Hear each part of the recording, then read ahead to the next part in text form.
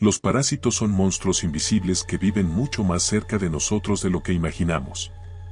Cualquiera puede convertirse en su huésped en el momento menos esperado. Nuestro cuerpo es un entorno perfecto para estos organismos, que han evolucionado durante millones de años para invadir, manipular y sobrevivir a costa de otros seres vivos. En este video veremos los parásitos más aterradores que existen, desde aquellos que recorren nuestros órganos hasta los que son capaces de controlar el comportamiento de sus víctimas. Y también cómo estas criaturas no solo afectan a los animales, sino que desde hace miles de años conviven con el ser humano, causando enfermedades que todavía representan una amenaza real en muchas partes del mundo. Nivel 1. El Ascaris lumbricoides es uno de los parásitos intestinales más comunes que afectan al ser humano. La infección comienza cuando sus huevos microscópicos son ingeridos a través de agua o alimentos contaminados. Pero en lugar de quedarse en el intestino, las larvas emprenden un viaje por el hígado, el corazón y los pulmones antes de regresar al intestino para completar su desarrollo. Una vez adultos, estos gusanos pueden superar los 30 centímetros y las hembras producen cientos de miles de huevos cada día. En los casos más graves pueden obstruir el intestino o migrar hacia los conductos biliares y el páncreas. Este parásito no solo vive dentro de nosotros, convierte nuestro cuerpo en una ruta de viaje antes de instalarse definitivamente. El Trichuris trichiura, conocido como gusano látigo, es otro de los parásitos intestinales más frecuentes en regiones con problemas de saneamiento. Sus huevos pueden permanecer años en el suelo esperando ser ingeridos por un nuevo huésped. Una vez dentro, el extremo más delgado del gusano se clava en la mucosa del intestino grueso y se alimenta de sangre y tejidos. Cuando la infección es intensa provoca diarrea crónica, anemia y retrasos en el crecimiento de los niños. Un organismo tan pequeño es capaz de esperar años el momento perfecto para encontrar a su siguiente víctima. La Giardia lamblia es un parásito microscópico que se transmite por agua contaminada y es una de las causas más frecuentes de diarrea parasitaria en el mundo. Basta con ingerir una pequeña cantidad de sus quistes para que llegue al intestino delgado, se adhiera a su superficie y bloquee la absorción de nutrientes. Como resultado aparecen diarrea, dolor abdominal, gases y pérdida de peso. Aunque no invade los tejidos, su sola presencia es suficiente para alterar el funcionamiento del sistema digestivo. En muchas regiones, un simple vaso de agua puede ser el inicio de una infección. Las pulgas son insectos parásitos especializados en alimentarse de sangre.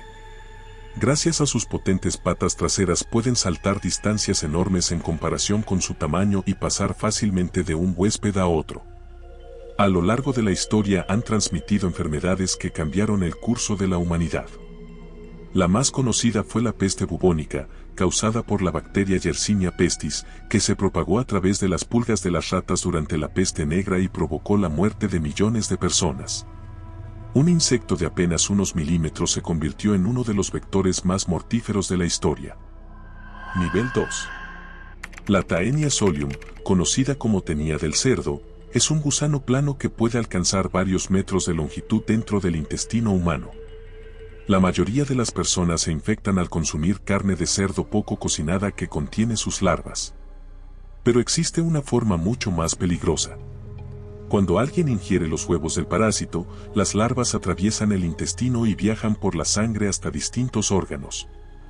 Algunas llegan al cerebro y provocan neurocisticercosis, una enfermedad capaz de causar convulsiones, dolores de cabeza intensos y problemas neurológicos graves. Un mismo parásito puede limitarse a vivir en el intestino o terminar invadiendo el sistema nervioso. El Anisakis simplex normalmente completa su ciclo en mamíferos marinos como ballenas y focas. Sin embargo, sus larvas también se encuentran en peces y calamares y llegan al ser humano cuando se consume pescado crudo o poco cocinado. Una vez dentro, el parásito no puede completar su desarrollo, pero intenta penetrar la pared del estómago o del intestino. Esto provoca dolor abdominal intenso, náuseas, vómitos e incluso reacciones alérgicas graves. Lo que para este organismo es un huésped equivocado, para el ser humano puede convertirse en una emergencia médica. La leishmania es un parásito microscópico transmitido por la picadura de las moscas de la arena. Después de entrar en el organismo, invade los macrófagos, las células del sistema inmunitario cuya función es destruir invasores. En lugar de ser eliminada, utiliza estas células como refugio para multiplicarse y propagarse.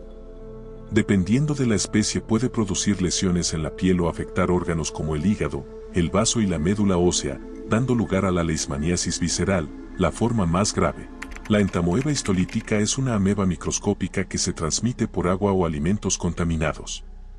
Al llegar al intestino grueso se adhiere a la mucosa y libera sustancias que destruyen las células a su paso. Con el tiempo forma úlceras dolorosas y una disentería grave con diarrea con sangre. En algunos casos atraviesa la pared intestinal y viaja hasta el hígado, donde crea abscesos llenos de tejido destruido. Aunque es invisible a simple vista, tiene la capacidad de dañar órganos completos desde el interior. Nivel 3. El Cimotoa exigua es un crustáceo marino conocido como el parásito comedor de lenguas. Entra en el pez a través de las branquias y se desplaza hasta su lengua. Allí se alimenta de la sangre que irriga el órgano hasta que la lengua se atrofia y desaparece. Entonces el propio parásito ocupa su lugar, sujetándose a los músculos restantes y funcionando como un reemplazo. El pez sigue alimentándose con relativa normalidad mientras el crustáceo vive dentro de su boca consumiendo parte de sus nutrientes. Es el único parásito conocido capaz de sustituir funcionalmente un órgano que él mismo destruyó. La Saculina carcini infecta cangrejos y tiene uno de los ciclos de vida más extraños del reino animal. Una diminuta larva se fija al caparazón, lo atraviesa y, una vez dentro, pierde casi por completo su forma original. Desarrolla una red de filamentos que se extiende por todo el cuerpo del cangrejo absorbiendo sus nutrientes. Con el tiempo altera el equilibrio hormonal y modifica el comportamiento del huésped. Cuando llega el momento de reproducirse, forma una estructura externa llena de huevos y consigue que el propio cangrejo la limpie, la proteja y la ventile como si fuera su propia descendencia. Incluso los machos terminan comportándose como hembras para cuidar las crías del parásito. Es una manipulación tan completa que la víctima dedica el resto de su vida a criar una descendencia que nunca será suya. El Dracunculus medinensis, conocido como gusano de Guinea, afectó durante siglos a comunidades sin acceso a agua potable. La infección comienza al beber agua que contiene pequeños crustáceos infectados con sus larvas.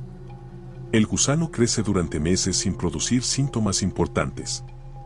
Cuando la hembra supera el metro de longitud, migra hacia la piel y forma una ampolla extremadamente dolorosa, normalmente en las piernas o los pies. El intenso ardor hace que la persona busque alivio introduciendo la zona en el agua. Entonces el parásito rompe la piel y libera miles de larvas. Puede pasar casi un año oculto dentro del cuerpo antes de aparecer de una forma tan lenta como dolorosa. El Toxoplasma gondii tiene como huésped definitivo a los felinos, especialmente los gatos, pero puede infectar a cientos de especies de mamíferos y aves, incluido el ser humano. En la mayoría de las personas sanas la infección pasa desapercibida, aunque el parásito puede permanecer en el cuerpo de por vida. Lo que lo hizo famoso es su capacidad para alterar el comportamiento de sus huéspedes naturales.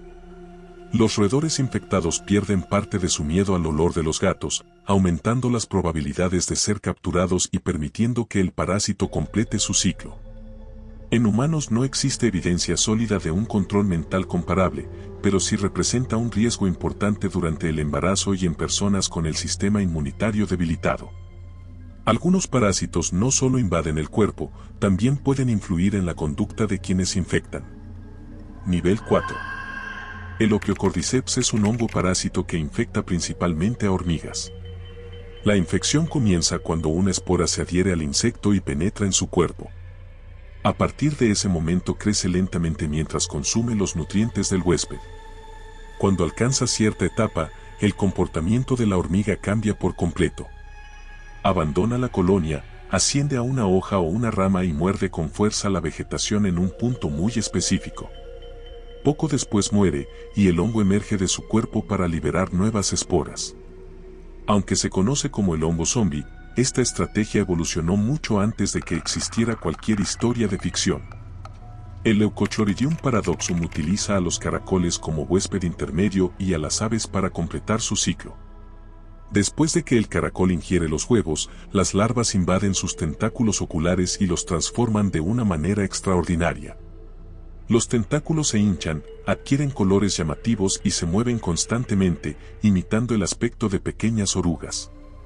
Al mismo tiempo, el caracol abandona los lugares oscuros y permanece más expuesto a los depredadores. Cuando un ave confunde los tentáculos con una presa y los devora, el parásito consigue llegar al huésped que realmente necesita. Esta estrategia convierte los propios ojos de la víctima en un señuelo viviente. El Paragordius tricuspidatus, conocido como gusano de crin de caballo, se desarrolla en el interior de insectos como grillos y saltamontes.